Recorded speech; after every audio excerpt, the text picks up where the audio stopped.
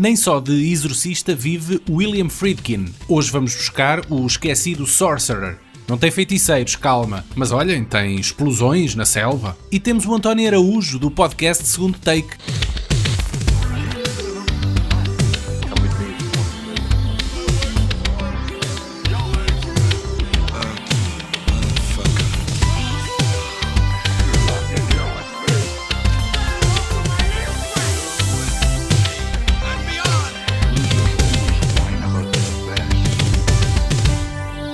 Depois do assombrado sucesso de O Exorcista, o americano William Friedkin só voltaria a exorcizar outros demónios 4 anos mais tarde, num projeto pessoal muito mais rude e humano, chamado Sorcerer, um drama de superação, tenso, filmado na selva da República Dominicana e um enorme desafio de produção destinado a grandes feitos, mas que teve o azar de estrear junto a uma outra pequena aventura numa galáxia longínqua em maio de 77. A distância fez os críticos reavaliarem o seu julgamento e hoje O Comboio do Medo é considerado por muitos uma obra-prima esquecida. O António Araújo é a voz e o cérebro por detrás do podcast cinéfilo Segundo Take, que é uma versão muito mais idónea e enciclopédica daquilo que nós fazemos aqui neste tasco. Não é? É isto. Olá António, tudo bem? Olá, e António. Começo por agradecer as palavras e o convite para estar aqui na companhia de tantos ilustres convidados que vocês têm tido. A honra é toda nossa, porque tu é que vens enobrecer aquilo que é aqui comentado. Não, essa palavra existe. Nós normalmente ajavardamos isto tudo. Vocês não façam crescer as expectativas que podem ser ignoradas para os vossos ouvintes. Defende o teu podcast, conta o que é que tu andas a fazer e como é que isso apareceu, não é? Se calhar era fixe falar nisso. Ok, eu vou ser muito rápido para irmos então ao que interessa, falar do Sorcerer do William Friedkin, mas basicamente isto nasceu de um outro podcast que eu tive, que foi o Fãs Danados, que quando chegou portanto, ao seu porto de destino, eu percebi que tinha ficado com o bichinho do podcasting e queria especializar-me naquilo que é realmente a minha paixão, que é o cinema. E só que como perdi, digamos, um parceiro de gravação, percebi que tinha que fazer um formato diferente, então pus-me à aventura. Faleceu? Não perdi nesse sentido, simplesmente não quis ter mais o trabalho de todas as semanas. Era triste que tu agora por acaso não, faleceu realmente. Os americanos por acaso usam o termo is gone, que é tipo ele foi-se, não é? Exatamente, dá para tudo. Exatamente, já não está entre nós. Ele foi-se para onde? Foi para a costa leste ou para a costa este? Não, ele morreu. Nós também temos o já não está entre nós. É o desapareceu. Pelo menos já não está entre o universo podcástico. Exatamente. E então iniciei o Segundo Take, que foi uma aventura onde tive que mudar o formato e fazer algo mais com um formato de ensaio, em que escrevo algo e depois tento declamar mal e porcamente, porque não sou ator, nem sequer sei respirar em condições enquanto falo, para um microfone, e tento construir algo que, fazendo um double bill de filmes que vou tentando que tenham a ver qualquer coisa um com o outro, todas as semanas tento lançar qualquer coisa cá para fora, sendo que agora tenho algumas colaborações de malta que me ajuda em algumas rubricas e em alguns programas que vão aparecendo aí pelo meio. O mais fácil é teres sempre o Kevin Bacon no elenco, não é? Porque aí consegues fazer sempre os 8 graus de separação. Exatamente. Entendo o Kevin Bacon, consigo chegar a todo lado na prática. Exatamente. É tudo guionizado, não é? Tu escreves tudo, ao contrário da grande maioria dos podcasts, não é? Que sim. É tudo um bocado no segundo take, no segundo take é tudo por guião, nos episódios tradicionais. Agora tenho mensalmente a companhia do José Carlos Maltês e do Tomás Agostinho, que me ajudam a fazer universos paralelos, e aí já é mais uma conversa onde tentamos ir a fundo em universos de autor que vamos escolhendo e que depois tentamos esmiuçar. E também tenho um podcast que vocês também poderão reconhecer mais ou menos o nome, que se chama Betamax, e esse sim é um bocadinho mais solto e mais descontraído, uma conversa mais informal também, que tentamos... É mais recente esse também, é mais recente. Tem poucos meses. Sim, mas eu por acaso também já ouvi. Sim, e tentamos ir ao baú, desempoeirar filmes que as pessoas possam não conhecer tão facilmente ou tão imediatamente. Que é isso que nós também tentamos fazer aqui. E The Sorcerer, ou melhor, Sorcerer, é um pouco isso. Sim. Bate nisso, né? Bate certo, sim. É ir aqui quase aos primórdios da carreira do Friedkin e desencantar uma pérola que para o próprio autor ele diz que é o filme favorito da carreira dele, mas que é um filme que por vários motivos ficou ali esquecido na última gaveta do videoclube. António, porquê a escolha de Sorcerer para fazermos aqui este primeiro podcast para a tua estreia aqui no VHS? Olha, por várias razões. Uma delas tem que ver precisamente com o Betamax que eu acabei de falar, onde nós, no espaço de 7 episódios, percebemos que o Friedkin era um dos nossos autores favoritos, porque nesses 7 episódios fizemos 2 filmes do Friedkin. O Sorcerer era um filme que eu só descobri o ano passado. E é um daqueles filmes inacreditáveis, e quando eu digo inacreditáveis no sentido de não ser mais conhecido e mais difundido. Sim. Quando viste tiveste aquela sensação, mas porquê é que eu nunca ouvi falar nisto antes? Sim, ou porque é que este filme não é um filme que é mais vezes referenciado, ou porque é que quando é referenciado é só no sentido de ser apontado como um filme que foi um falhanço, ou que Exato. Foi o princípio, digamos, de um declive da carreira do Friedkin. Sim, mas por acaso este é daqueles filmes que tem várias desculpas para o seu falhanço, entre as quais competir diretamente com a Guerra das Estrelas, quando deu origem àquele blockbuster universal, não é? Sim. Não foi tarefa fácil, era uma tarefa dantesca. E depois há aqui a questão que foi um filho que morreu solteiro, órfão de pai e mãe, porque ambos os estúdios que o produziram, a Universal e a Paramount, deixaram que uma fizesse a promoção do filme e a outra acreditava que seria o outro a fazer a promoção do filme. E acontece que nenhuma chegou a fazer a promoção. Estás a reduzir tudo a um simples erro de comunicação? Pensava que eras tu que ias fazer. Houve mas aconteceu um pouco isto. Infelizmente é caricato, mas foi isto que aconteceu. Sim, o filme foi mal divulgado porque ambos os estúdios acreditavam que seria o outro a fazer determinadas coisas e nunca definiram o que é que cada estúdio iria fazer concretamente em relação ao filme, e isso perpetuou-se até à distribuição do filme, não é? É impressionante terem-se juntado 2 majors de Hollywood para fazer este filme, que normalmente não acontece, e portanto isto acabou por ser um empreendimento financeiro muito grande. E assim que ele foi um fiasco nos Estados Unidos, a empresa que ia distribuí-lo na Europa resolveu tentar remediar a situação, também retalhando e eliminando... Estás a falar da CIC?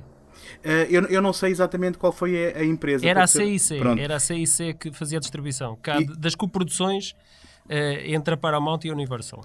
E basicamente o que acontece é que a cópia que estreou em muitos mercados europeus era uma cópia não autorizada pelo Friedkin, onde alguns dos seus elementos mais característicos em termos narrativos foram retalhados e rearranjados, enfim, e o filme ficou irreconhecível em relação àquilo que era a sua versão Isso é uma das original. queixas do Friedkin, é que este é o único filme da carreira dele ao qual ele nunca teve acesso à forma como seria feita a sua distribuição. Uhum.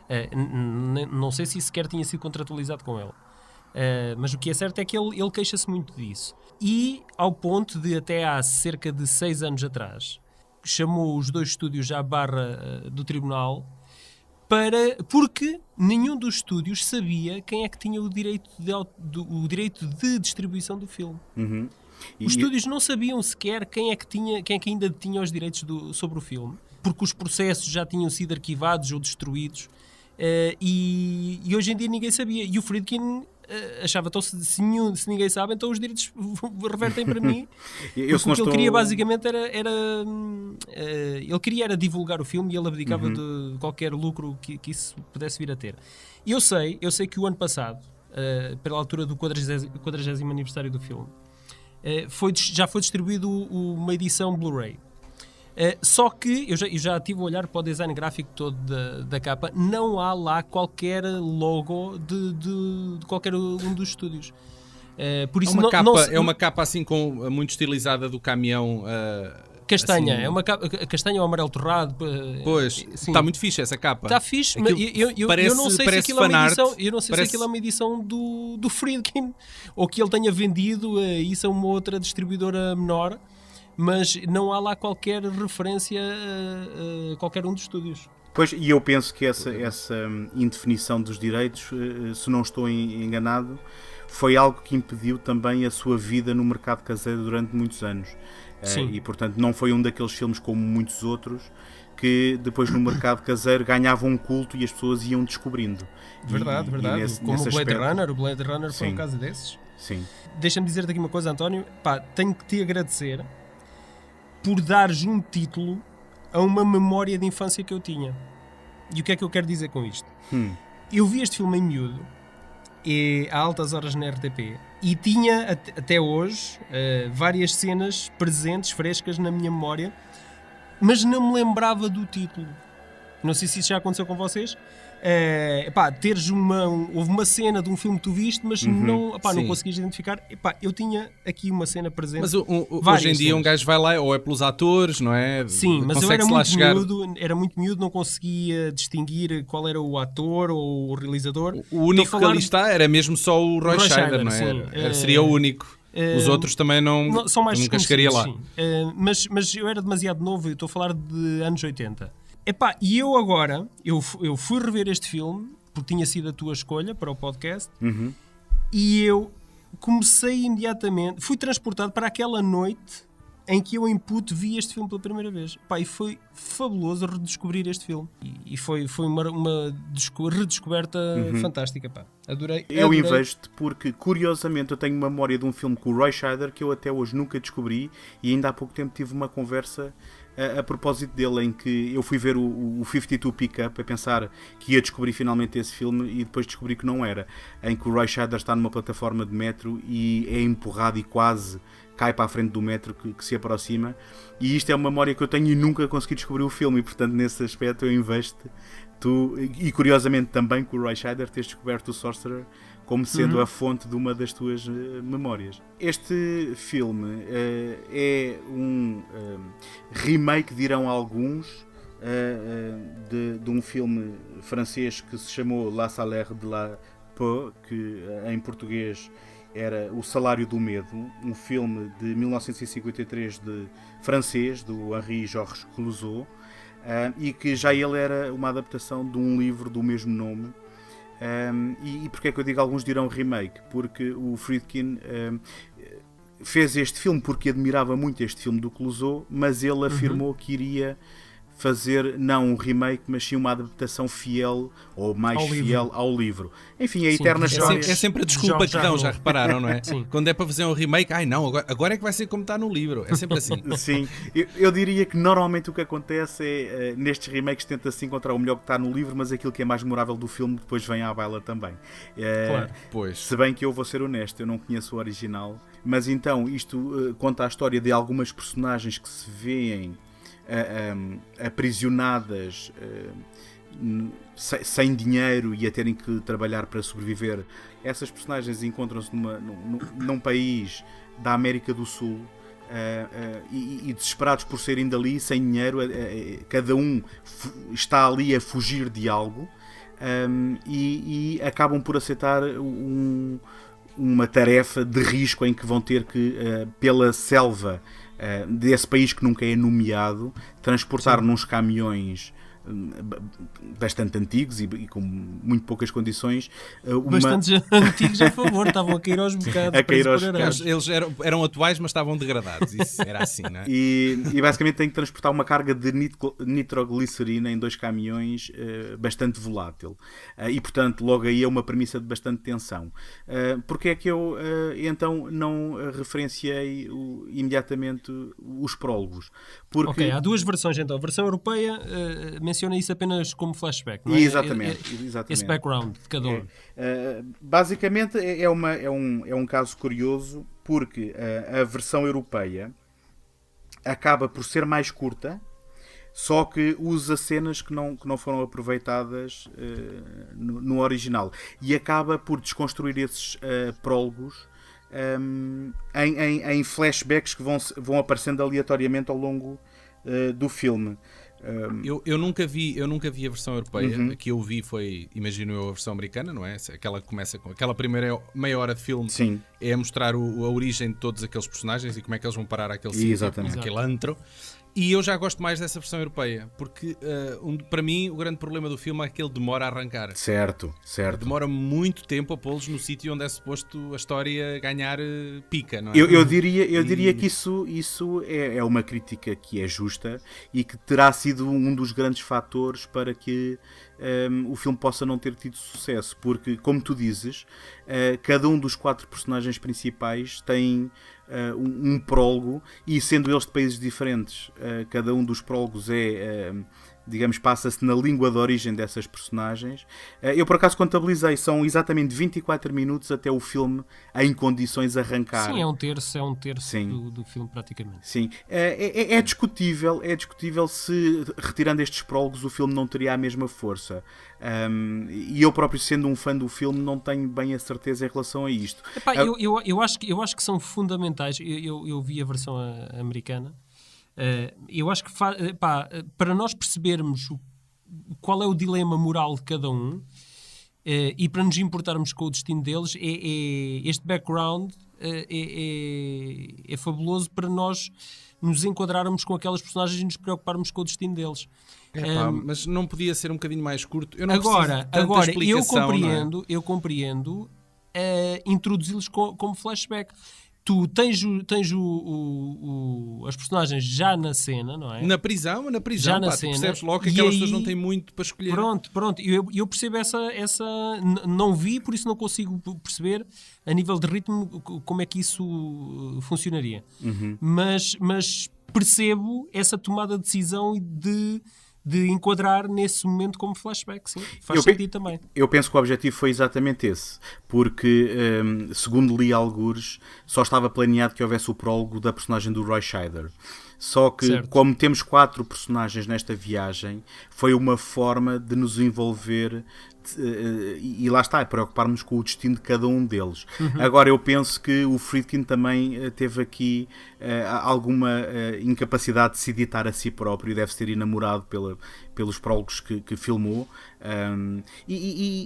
acabam por dar algum travo político à coisa, porque depois há a questão também de haver uns palestinianos, um deles é uma personagem, sim, palestiniana que depois exatamente vai-se cruzar naquele país que nós nunca sabemos qual é, do sul da América, onde também suspeitamos que há ali alguns nazis, daqueles nazis que se foram refugiar na América do Sul, e há alguma tensão, e inclusivamente há uma troca naqueles que eram os escolhidos para conduzir os caminhões, precisamente por causa de uma personagem que é acusado pelo palestiniano de ser judeu, de ter morto o outro que seria alemão e nazi. Portanto, só que tudo isto é secundário, porque este filme, na verdade, funciona na base da adrenalina e da viagem que nós empreendemos com estas personagens, na minha opinião. Pois. Querem falar na cena da ponte, não é? Ou destacar algumas das cenas? Sim, a rodagem não foi nada fácil. Mais de 50 pessoas abandonaram a rodagem devido a pequenos acidentes ou malária. O temperamento de Friedkin esteve na origem de muitas malária quesilhas. É um acidente, se pensarmos bem. Malária é uma doença, mas pronto. O Friedkin esteve na origem de muitas quesilhas com a equipa técnica, ao ponto do diretor de fotografia abandonar o projeto a meio da rodagem. Diga-se passagem, o diretor de fotografia com um dos melhores nomes de sempre, que é o Dick Bush. O piriló no arbusto. Ok. O filme, no Matagal, o filme foi a rodagem foi terminada com o diretor de fotografia de segunda unidade, que assumiu as funções principais. E durante as gravações, Friedkin ganhou a alcunha de Hurricane Billy.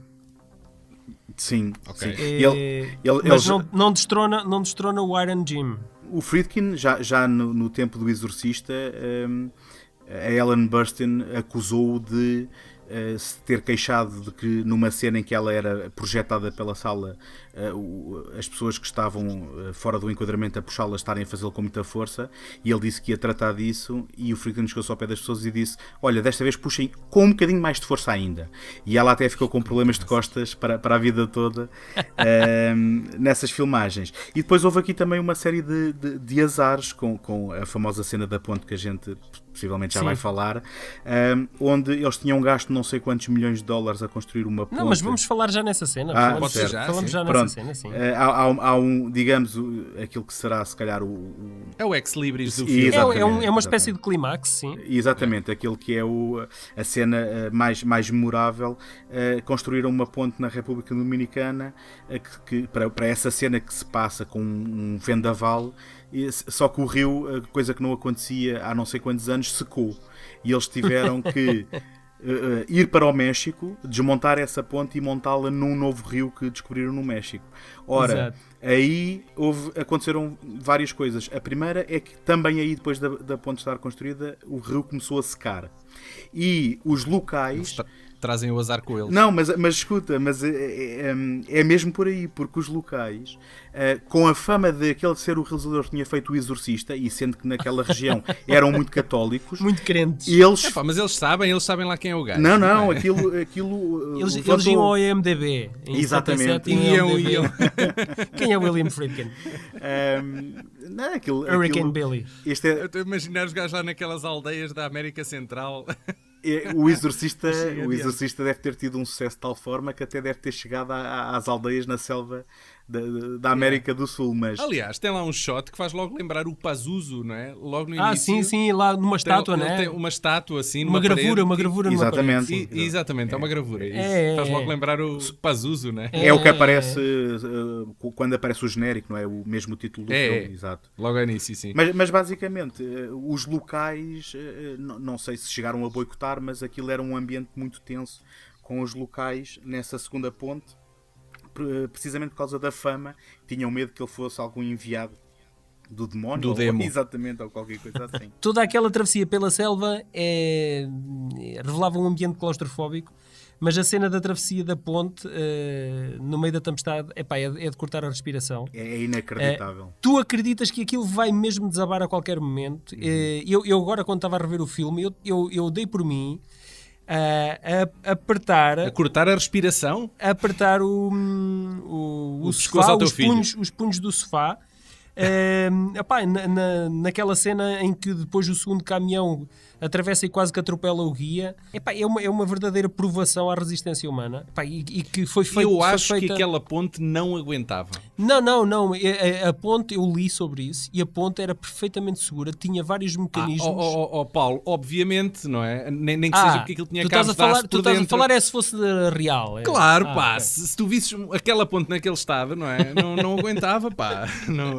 Eu não metia lá o carro nem por nada, não é? Sim, pois, especialmente vais ao YouTube, vês alguns vídeos na Índia e coisas assim, e tu vês coisas de tipo uma retroescavadora a passar entre duas tábuas para dentro de um barco, do cais para dentro de um barco. Pois, mas não tem nitroglicerina na parte de trás. Está bem, mas...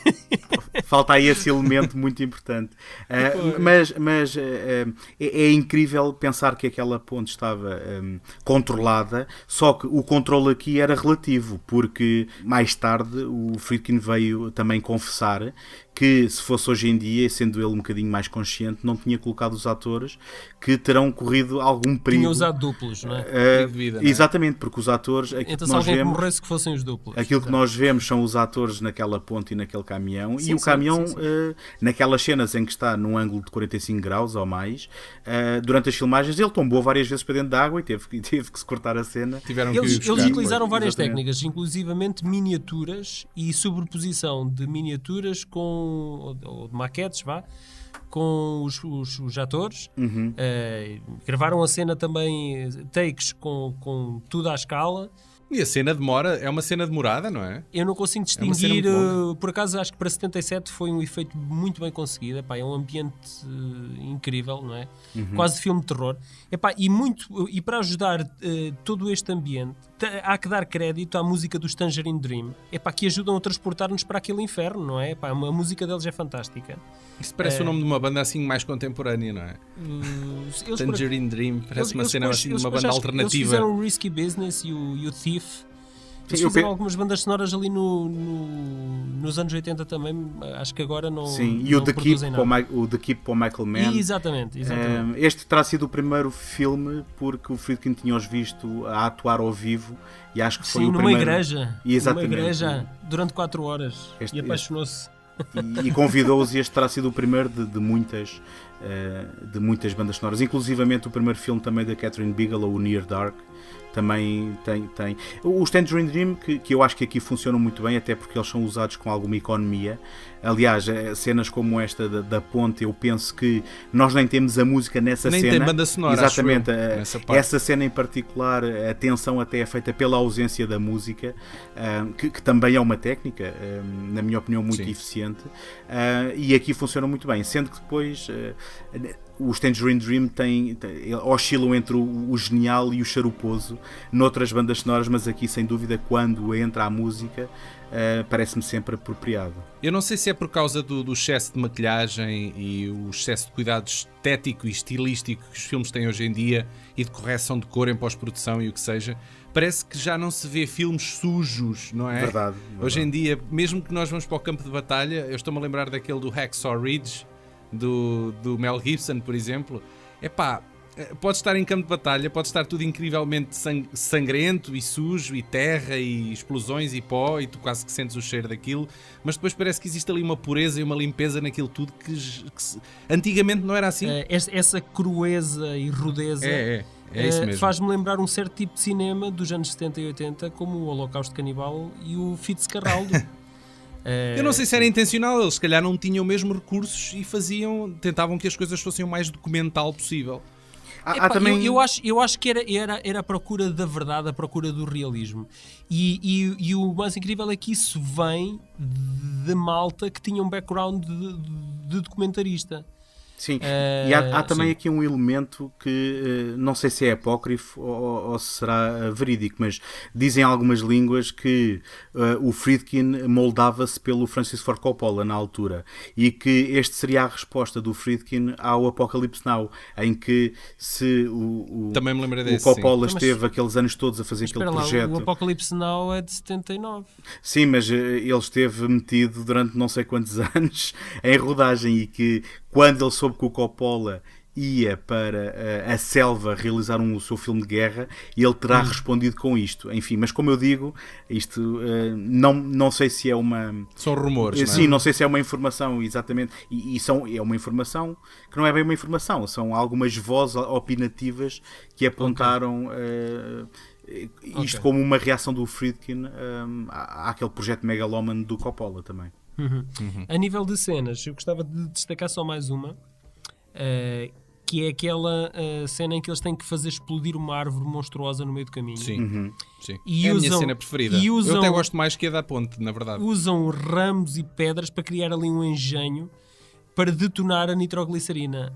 E eles depois fogem, mas para aí 1 quilómetro daqui. Eu fico a pensar assim, mas aquilo é uma bomba atómica. E depois as explosões são tão fabulosas. São incríveis. Todas as explosões do filme estão... É verdade. Essa explosão da árvore, do caraças. Porra! É que aquilo foi fósforos, não é? Olha, podiam estar ali, era palitos, uma fábrica de palitos, aproveitava aquilo tudo, não é? Mas eu diria que aquela árvore foi mesmo explodida, não só no contexto narrativo, mas sim na vida real, para apanhar aquelas imagens. Sim. Parece-me a mim. E o que eu também acho curioso é, digamos, na lógica da narrativa, terem aproveitado as skills do palestiniano para que o pudessem fazer. Não sei se vocês repararam, mas foi basicamente... Sim. Ele é que prepara aquilo tudo. Sim. Ele existiu no filme para aquilo. Exatamente, para aquela cena. Era o propósito dele. Vocês sabem como é que a nitroglicerina funciona? Eu não percebo muito bem a lógica daquilo, porque aquilo é líquido, não é? Sim. Aquilo é uma reação química mas é um cinética, movimento, não é? É muito estranho, não consigo perceber. É uma reação química cinética. Precisa aqui do engenheiro químico. O TNT tem nitroglicerina, não é? Sim, eu também não... Pois, mas tem a ignição que é o fogo. Aqui não é bem isso. O TNT, desculpa, a dinamite. A dinamite tem nitroglicerina. Sim. Aquelas caixas que eles transportavam era suposto serem barras de dinamite, só que porque não tinham sido mantidas em condições, a nitroglicerina tinha escorrido Verteu, para o não é? fundo e, portanto, Exato. tinha-se separado. E supostamente, também fala quem não percebe nada disto, supostamente quando elas estão naquela barra aquilo está seguro até haver essa ignição, mas a partir do momento em que está naquela forma líquida cá fora, qualquer pequeno toque e vai tudo pelos ares, não é? Foi nomeado para o Oscar de melhor som. Sim. Sabia? Ok. Não sabia. Tinha aqui só este tópicozito. Não sabia. Suponho que tenha perdido para o Star Wars, não é? Deve ter sido. É possível, Nem fui confirmar. Sim, o Star Wars nesse ano ganhou 7, se não me engano. Ganhou, pois, deve ter sido. O Friedkin resolveu mudar o título para algo que na realidade É não tem significado verdade. nenhum. Pois, feiticeiro. boa. Sim. Yeah. O Sorcerer é o nome de um Feiticeiro. dos caminhões, que curiosamente nem sequer E é o depois? que chega ao fim, é o que explode. E depois o título em português a mim também me induziu em erro, não é? Porque o comboio, eu acho que é a caravana, não é?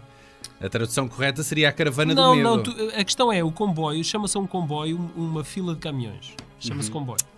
A questão é que aqui não é, eu acho que não há É caminhões... convoy em inglês, não é? Sim, não há caminhões suficientes para ser um convoy. Pois Mas não. engana, Convoy pá. de Mas o título induz em caminhões. erro, pá. Não, deviam ter dado outro título. Porque Sim, eu imagino sim, logo sim. uma máquina a vapor. Tanto o título português como o título original não são representativos do filme que é. Não podemos atribuir o título ao título a culpa do facto do filme ter flopado. Também pode ser. Eu acho que é só mais um motivo. Atenção, se repararem, este era o realizador do Exorcista, que aparece com um filme que se chama Sorcerer. Então, Exatamente. induz completamente Não, mas em erro. ele vinha numa streak road de sucessos, não é? Ele Sim. já antes disso tinha os Incorruptíveis contra a Droga, que tinha também ganho 5 Oscars, acho eu. Sim, e ganhou o Oscar de melhor realizador. Mas o tema, percebes? Quem vem do Exorcista Sim, está à espera do Associa, próximo thriller e ainda por cima sobrenatural, não é? com um título daqueles, sim. Tanto é que de facto. no Reino Unido e noutros países eles voltaram a mudar o nome, mudaram o nome para tentar vendê-lo, além de o terem editado, como tínhamos falado no início da conversa, e estrearam-no como Wages of Fear, precisamente, para tentar corrigir, digamos sim, assim. faz sentido, e até faz sentido, sim. Então, vamos aqui fazer um disclaimer, caros ouvintes, agora vamos aqui fazer um bocadinho de façam spoiling. mute nos próximos, 30 segundos? Exatamente, vamos aqui fazer uns spoilings. As personagens Cassim e Victor morrem quando o caminhão deles se vira. E o Nilo e o Jackie, que são os principais que nós acompanhamos, são capturados por milícias, mas durante o tiroteio Nilo morre, ficando Jackie, que é a personagem do Roy Scheider, como o último sobrevivente, que fica sem gasolina. Falar em morrer na praia é isto. A 3 milhas do destino ele fica sem gasolina e vê-se obrigado a transportar a nitroglicerina à mão até ao poço de petróleo. Parece o Camões. com os 4 com o livro, campos. sim. O final é muito enigmático. Psicadélico, quase, não é? A personagem de Roy Scheider troca o seu bilhete de saída daquele fim do mundo por uma dança com a barmaid. Ele não troca, ele só pede um bocadinho. Era aqui que a Ali McGraw podia ter entrado. E o sim, Steve porque a gaja McQueen, com quem ele dança... exatamente. Aquilo, E o Steve McQueen. Enfim. O Steve McQueen tinha entrado no filme. No fundo, não há redenção para estes homens. Eu, por menos, achei que aquela ia ser a tal melhor prostituta de Manágua que o outro queria, não é? E eu, se isto é a melhor, deve ser uma terra incrível, mas adiante. Outras, não é? Sim, mas voltando àquela questão do cinema pessimista, aquilo é o que tu acabaste de dizer, não há redenção, aquilo é uma personagem que não vai sair daquele... Quando a gente pensa que tem um final feliz, ele não vai sair nos próximos 5 minutos e tu percebes isso quando a câmara se afasta, não é? E começa a dar aquele geral e vem aqueles capangas que entram lá dentro do bar para lhe limpar o sebo. Para a sequela. Então, dentro, eu julgo que há aqui uma lição de moral, tanto no livro como no filme, que é de que o crime não compensa e quem semeia ventos colhe tempestades. Não é? Sim, penso que será uma boa conclusão. À semelhança de Brian De Palma, William Friedkin é um dos grandes nomes do novo Hollywood dos anos 70 e que fez carreira todas as décadas seguintes, de onde saíram filmes históricos como Os Incorruptíveis contra a Droga ou O Exorcista. Agora, com 82 anos, deixa para trás um assinalável percurso de vários títulos injustamente esquecidos, e é aqui que entra ao serviço o António Araújo, que é o garimpeiro pronto a minerar os subvalorizados de William Friedkin. Estás pronto, António? Sim, portanto, um deles, obviamente, aquele que acabámos de falar, o Sorcerer, e o seguinte seria logo o filme de 1980, que terá sido outro prego no caixão, pelo menos temporário, da sua carreira, que foi um filme com o Al Pacino que no original se chamou Cruising, e em português, sim. em português teve um nome também assim um bocado genérico de A Caça. E é um filme. Podia ser chamar o Engate. Podia chamar. Ser o Engate. Mas, independentemente do título, eu recomendo vivamente a verem, porque também. Sim, o filme está muito fixe. É um filme que conta a história de um polícia que se infiltra para tentar descobrir um assassino em série, um potencial assassino em série. Ele infiltra-se no submundo. Infiltra-se na comunidade de gay dos chamados já não leather... sei se é de Los Angeles ou de Nova York. Não, Nova York, princípio dos anos 80, comunidade leather bar, sadomasoquista, muitos códigos e... Blue Oyster. Sim.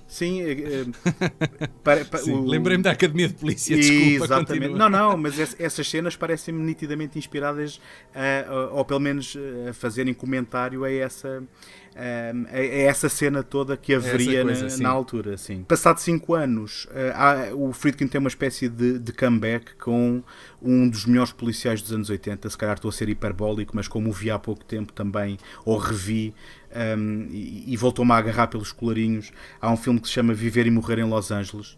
Sim. É dos mais assinaláveis dele também. Sim. Por acaso não é um filme, para mim não é um filme que funcione tão bem, muito sinceramente. Sim, acho que é uma colagem muito a filmes daquele género naquela altura. Saíram muitos filmes assim muito similares. Mas olha, nós estávamos a falar em spoilers e já agora eu aproveito para fazer um spoiler sobre este filme, porque eu estava a ter uma reação parecida à tua, acho eu, em que estava parecia-me que o filme estava a fazer uma celebração daquelas figuras masculinas, daquele polícia, daquele tipo de herói que vai contra as regras, e no final, num piscar de olhos, ele acaba com uma saraivada de chumbos na cabeça, a arrebentar-lhe a cabeça, e eu percebi que aquilo era um comentário, digamos, a desconstruir também essa persona. As expectativas da audiência. E exatamente. Não invalida que pelo meio não volta a ter, tal como tinha tido no French Connection, uma perseguição automóvel de antologia, novamente, desta vez nas ruas de Los Angeles, e desta vez com umas filmagens um bocadinho mais controladas do que a que tinha feito em Nova York. Enfim, eu recomendo pessoalmente.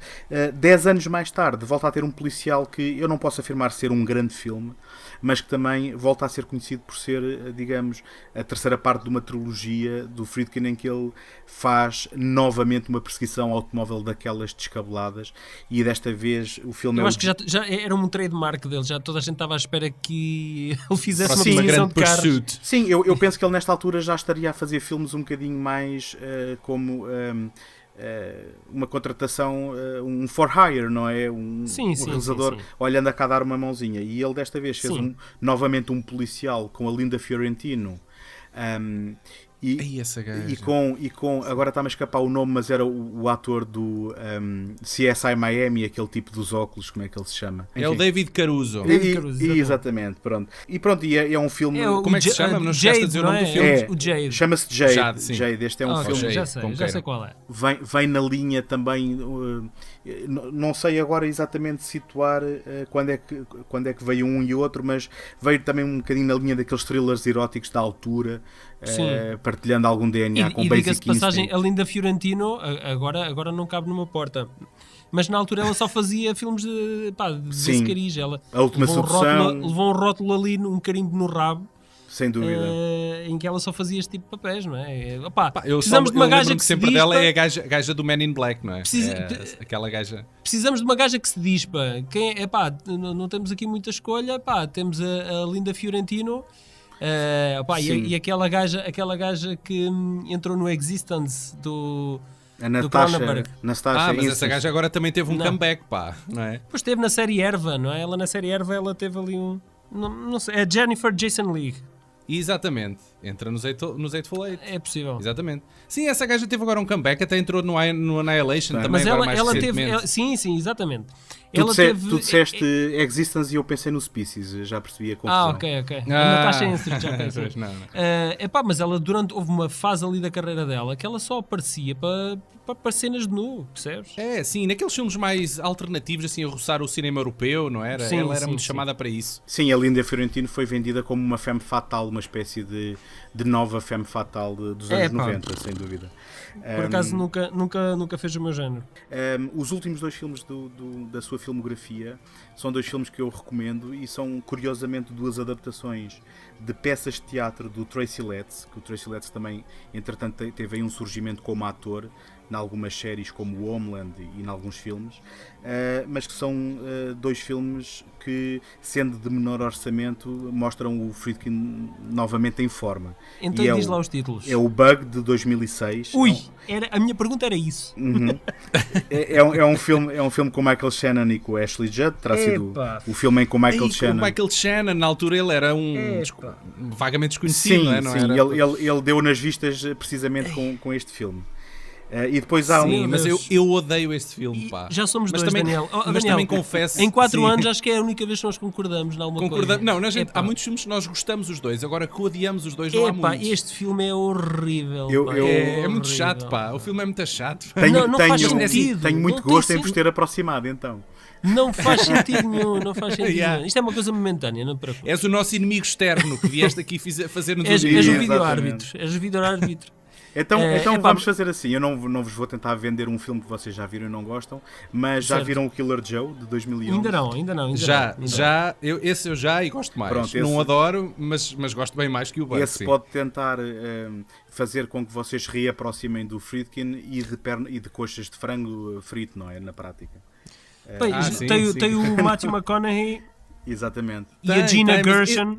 Mas esse filme é todo ele normal até certo ponto. Depois deixa de ser um filme normal, não é? Eu tenho esta ideia. Sim, normal, a partir do momento em que consideras normal pessoas amorais que querem matar a própria mãe ou a própria chefe de família. Sim, mas isso tudo bem. Eu lido bem com isso. Eu estou a dizer, é mesmo a personagem do Matthew McConaughey, a dada altura, tem lá tipo um... É um monstro. Fica tão claustrofóbico, é todo lá dentro de uma caravana, não é? Sim, aquilo é muito, muito estranho. Eram peças eu de acho teatro, que o Friedkin mesmo que quisesse, não conseguia fazer um filme tradicional. Fez uma comédia com o Chevy Chase e com a Sigourney Weaver, O Negócio do Século, enfim.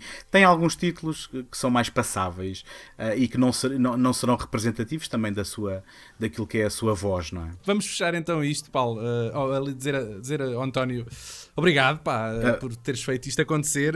Bem, obrigado. O teu podcast é daqueles que costumam lá estar sempre em cima no top do iTunes. Está lá Exatamente. Sempre é uma referência e foi um gosto ter-te aqui connosco. Bem, eu agradeço as palavras e espero encontrar-vos também mais vezes no futuro, porque foi um prazer estar aqui a falar convosco.